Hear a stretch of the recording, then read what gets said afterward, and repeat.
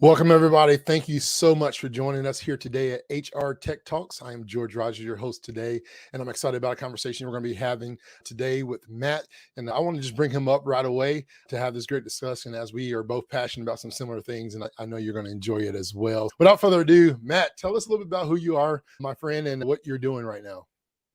Hey, George, thanks so much for having me. Looking forward to it. I'm Matt Schmidt, CEO and founder of Peoplelogic, and Peoplelogic is all about simplifying employee engagement insights without the need for surveys. And so we've been on this mission to really transform how companies of nearly all sizes get to understand the true engagement of their teams.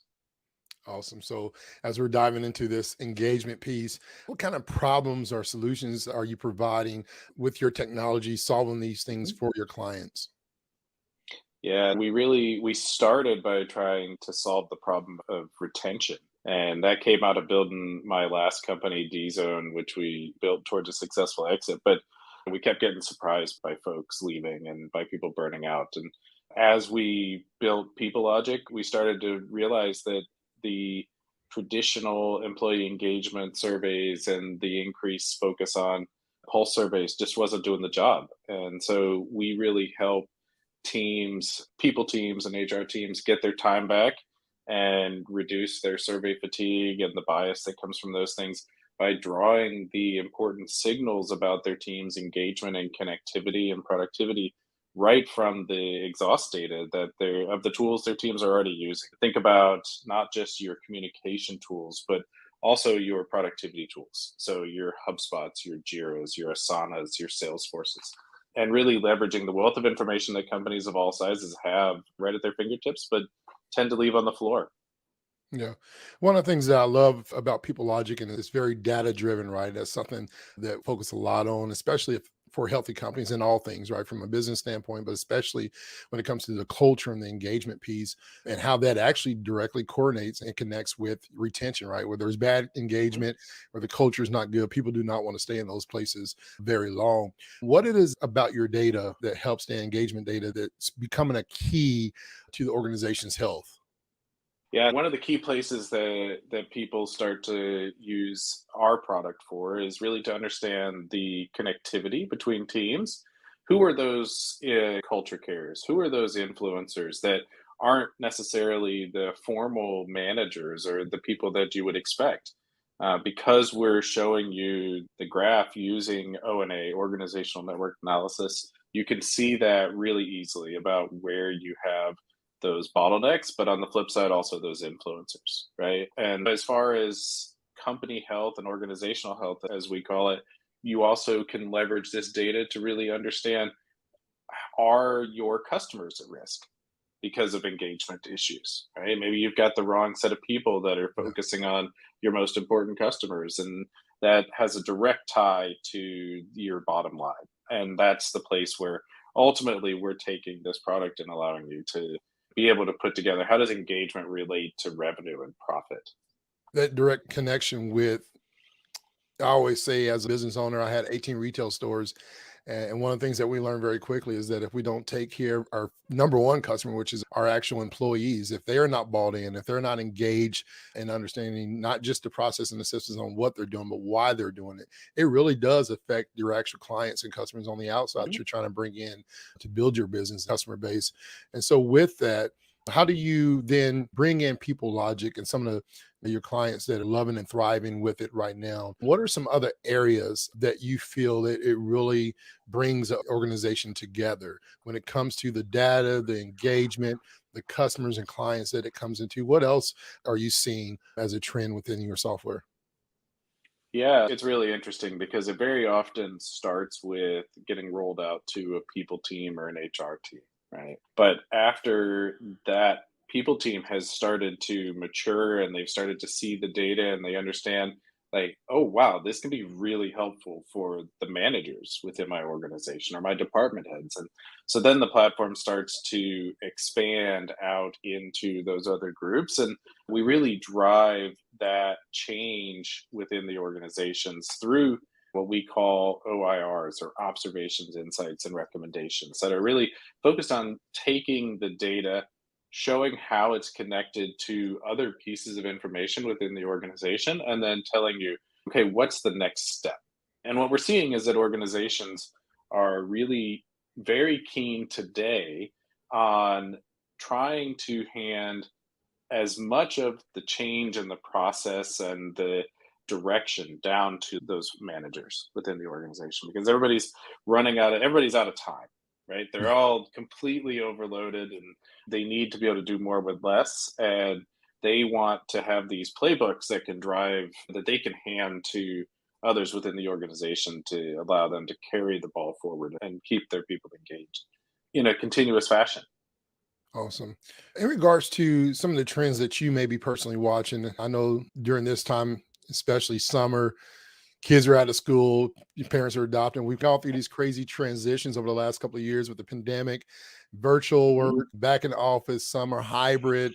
And there's a lot of challenges, especially from the hybrid standpoint, when it comes to keeping your employees engaged. Families are taking vacations or wanting to spend more time with their family as a top priority of how they can have that work-life balance and their well-being. What are some other key workforce or workplace trends that you're watching closely right now? Yeah, our given that most of our customers are those that are early leaders in remote and hybrid work, we certainly watch that one very closely. And it always amazes me, the whole battle, I'll call it a battle, over whether you're hybrid or you're remote or you're got to be into the office. And I think it's going to be pretty hard to put that genie back in the bottle as far as remote and hybrid work goes. We're watching that one pretty closely. I think the other one, because I think that one's going to drive a lot of the feelings about whether people are engaged in their work and whether they feel like their organization, their company cares about them as people and as part of their life. I think the other trend that we continue to watch is just whether the use of data for HR and people teams, right? And that's been an ongoing trend, as you guys I'm sure have seen. And we're keeping a very close eye on it because I think now it's starting to change to a place of not being theoretical. It's definitely more to a place of operationalizing. And we still see more HR leaders that aren't comfortable interpreting data than are comfortable interpreting data. But I think we're also starting to see some of that trend change. And I think Yeah. that's a more as we see more and more coming out of how AI is going to impact HR.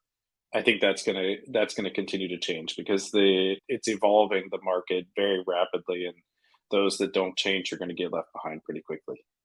We got recent data came with our performance and engagement and culture research that's coming out. One of the questions that we talked about is companies obviously are searching for ways to keep employees engaged and how that engagement really impacts their performance at a high level.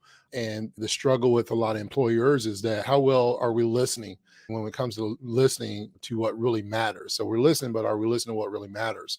The workplace culture at companies when employees were not happy, and this is planning on quitting within the next 6 months. 44% of them said that their workplace culture at their company was functional or somewhat supportive on that side of things. Those who were happy had good engagement that was directly tied, obviously, to leadership.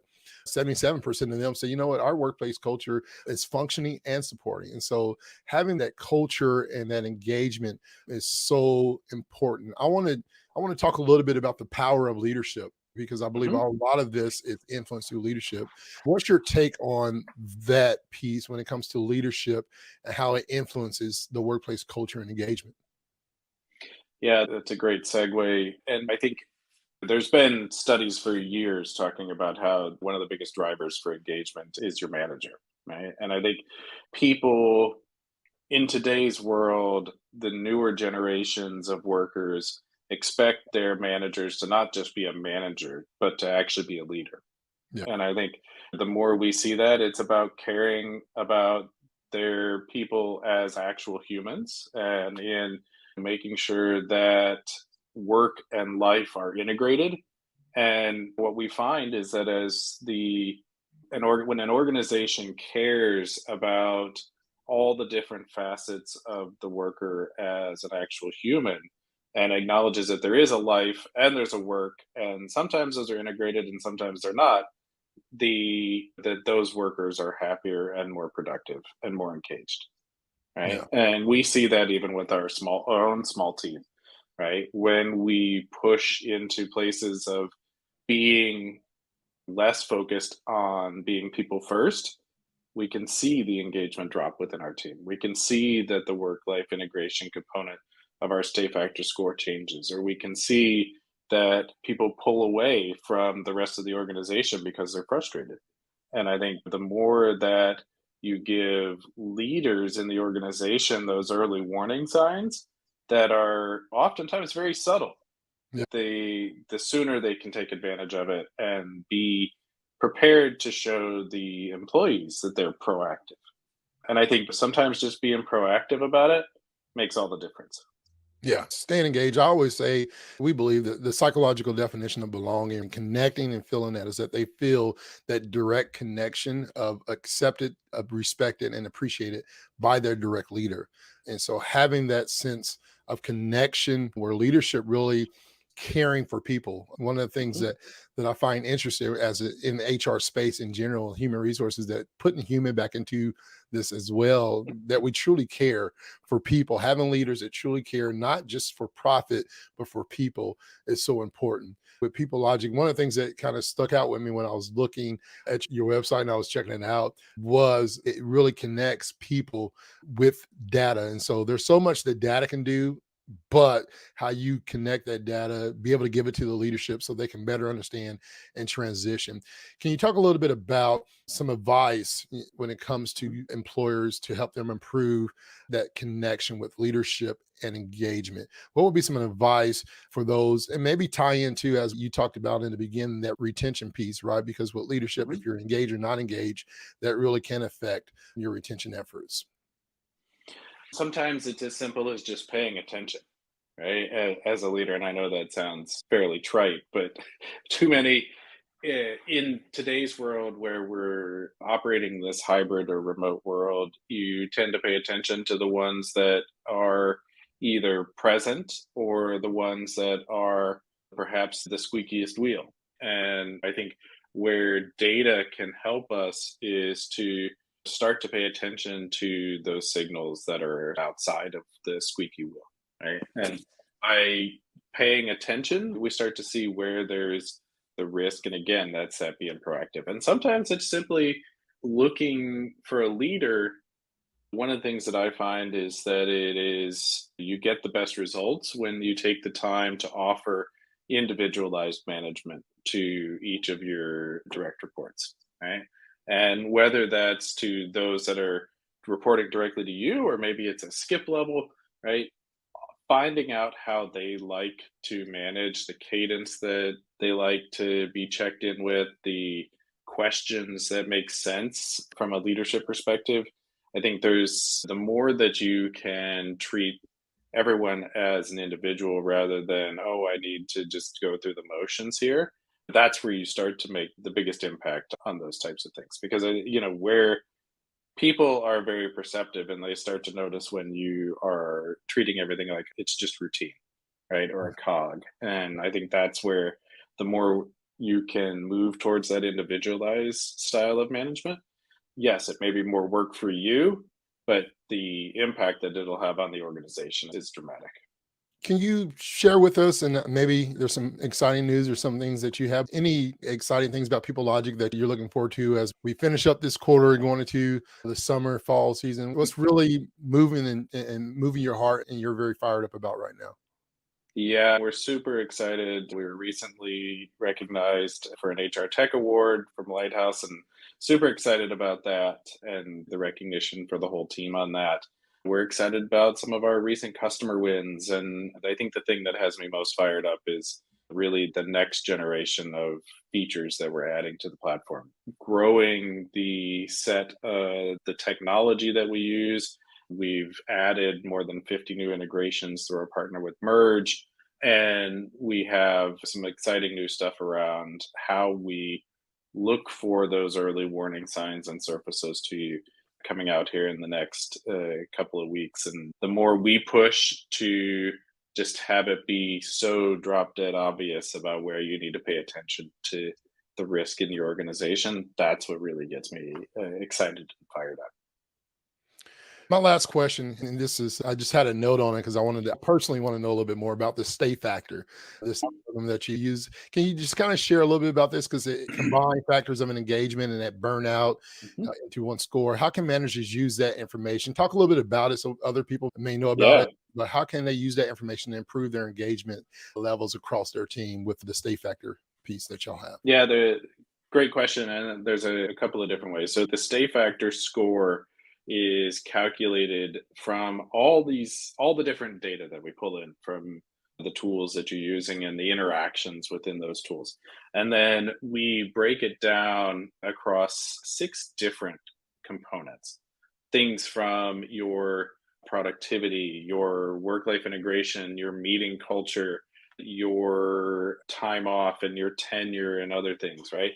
All across all of those different components, you get a multiplying factor based on your own baselines and based on the organization yourself. So it's not really a score in the sense of like you need to reach the highest score, right? Your score is your score because it's based on your own behaviors. And from that, what particularly with what we just rolled out to our customers, we now show you where those individual components are trending over the past couple of weeks, and you can see exactly, okay, we know that George's score maybe dropped by 10%, and we can go and look and see, okay, that was because his meetings component has had a big change, right? Everything else is looking good, but it seems he's a bit overwhelmed from a meetings perspective.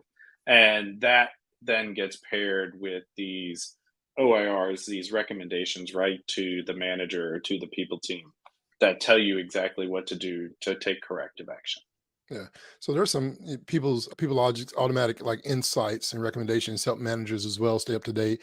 I know I said that was the last question, but as you were talking and like more came out. So just my final question to our problem is how can this information be used to inform decisions about that disengagement, improving the organizational structure, talent management, evaluating that effectiveness of new initiatives? Because that a lot of that Mhm. insight and recommendation, I believe a lot of managers, HR leaders out there looking to stay up to date on these changing promoters or distractors of this organizational health.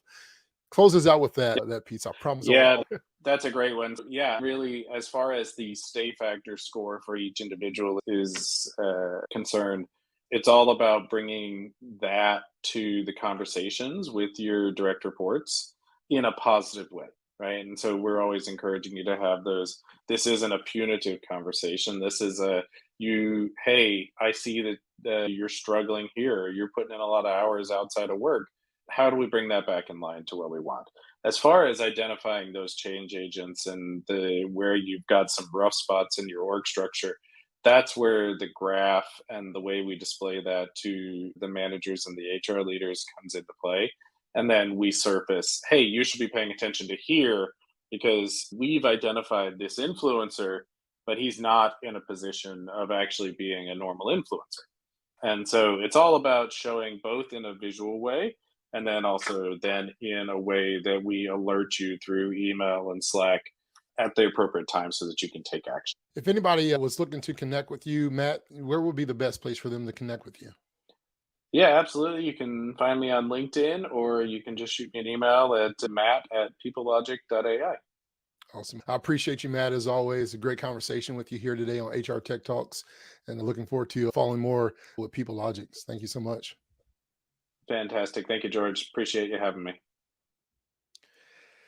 Thank you, everybody, for joining in this week. Don't forget, you can check out hrtechtalks.org for more of our updated sessions coming along. You get notified as well. So make sure you click that for your notifications as well. As Matt had mentioned, we did announce our HR Tech Award winners for 2023. If you want more information about that as well, you can check out hrtechawards.org for more information about that. Until next time, we appreciate everybody joining us here on HR Tech Talks. Take care.